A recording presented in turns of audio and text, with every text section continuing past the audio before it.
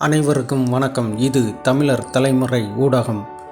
திருப்பரங்குன்றம் சுப்பிரமணிய சுவாமி திருக்கோயிலில் குடமுழுக்கு பெருவிழா வருகிற ஜூலை 14ஆம் தேதியன்று நடைபெற உள்ளது.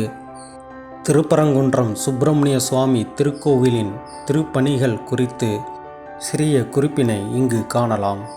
சுப்பிரமணிய சுவாமியின் கருவறை பொ.உ. அதாவது பொது ஊழி என்ற பொது ஆண்டு 773 பராந்தக நெடுஞ்சடையன் 765 முதல் 815 வரை என்ற பாண்டிய மன்னர் காலத்தில் அவரது படைத்தலைவன் சாத்தன் கணபதி என்பவரால் சிவனுக்காக எழுப்பப்பட்ட குகை கோவில் என்று கல்வெட்டு செய்தி தெரிவிக்கிறது. இக்கோயிலின் அமைப்பு திருப்பரங்குன்றம் சுப்பிரமணிய சுவாமி கோவிலின் கருவறை ஒரு குகை கோவிலாகும். கருவறையில் 5 குகைகள் மலையை குடைந்து அமைக்கப்பட்டுள்ளன.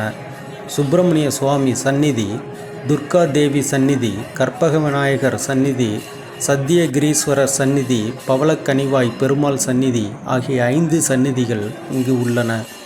சத்தியகிரீஸ்வரர் சந்நிதி வாயிலிலுள்ள துவாரபாலகர்களின் உருவங்களில் காணப்படும் ஆடை மடிப்பு கலை அம்சங்களும் இதர சிற்ப அம்சங்களும் பிரமிக்கத்தக்க வகையாக உள்ளன. 5 சந்நிதிகளை தவிர திருப்பரங்குன்ற கோவிலில் அன்னபூரணி குகை கோவிலும் ஜேஷ்டாதேவிக்கான குகை கோவிலும் உள்ளன. அர்த்த மண்டபத்தில் சத்தியகிரீஸ்வரர் சந்நிதியை அடுத்துள்ள மலைப்பாறையிலும் பவளக்கனிவாய் பெருமாள் சந்நிதியை அடுத்துள்ள பாறையிலும் திருமாலின் அவதாரங்களை குறிக்கும் படைப்பு சிற்பங்களும் உள்ளன.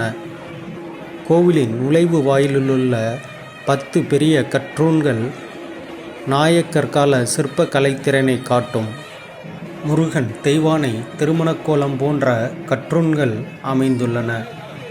இதன் கோபுரம் 46 மீட்டர் உயரமுடையது. கோபுரத்தின் அடிப்பகுதி சிற்ப வேலைப்பாடு மிக்கது.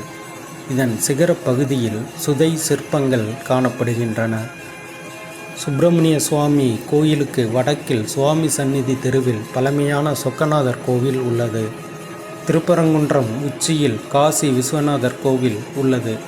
திருப்பரங்குன்றத்தின் தென்பகுதியில் அதாவது தென்பரங்குன்றம் உமை ஆண்டார் கோவில் உள்ளது.